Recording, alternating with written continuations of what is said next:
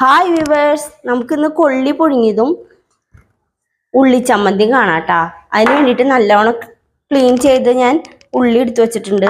പിന്നെ ഞാൻ കൊള്ളി നല്ലോണം ക്ലീൻ ചെയ്യാൻ പോവാണേ. ക്ലീൻ ചെയ്തിട്ട് വരാം. നമുക്ക് നല്ലോണം ക്ലീൻ ചെയ്തെടുത്തു, കഴുകി വൃത്തിയാക്കി എടുത്തിയ കൊള്ളി നമുക്ക് കുക്കറിലിടാം. ഉള്ളിയിലേക്ക് ഇത്തിരി വെള്ളം ഒഴിക്കുക, ഉപ്പിടുക, കുക്കറിൽ 2 വിസിലടിക്കുക. കൊള്ളി പുഴുങ്ങി റെഡിയാവും. അപ്പോൾ വേവണ നേരം കൊണ്ട് നമുക്ക് മുളക് ചമ്മന്തി അരയ്ക്കാം കേട്ടോ. ഉള്ളി മുളകും കൂടി ചതച്ച് നമ്മൾ ചമ്മന്തി അരയ്ക്കാൻ പോവാണേ.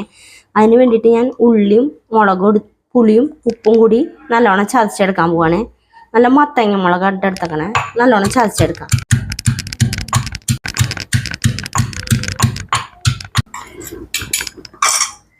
വെച്ച് ചതച്ച നമ്മുടെ ഉള്ളിച്ചമ്മന്തി റെഡി ആയിട്ടുണ്ട്. അതിൽ നമ്മൾ ഇത്തിരി പച്ച വെളിച്ചെണ്ണ ഒഴിക്കുക. അതിൻ്റെ കൂടെ നമുക്കിതൊരു പിടി പിടിച്ചാൽ സൂപ്പറായിരിക്കും കേട്ടോ.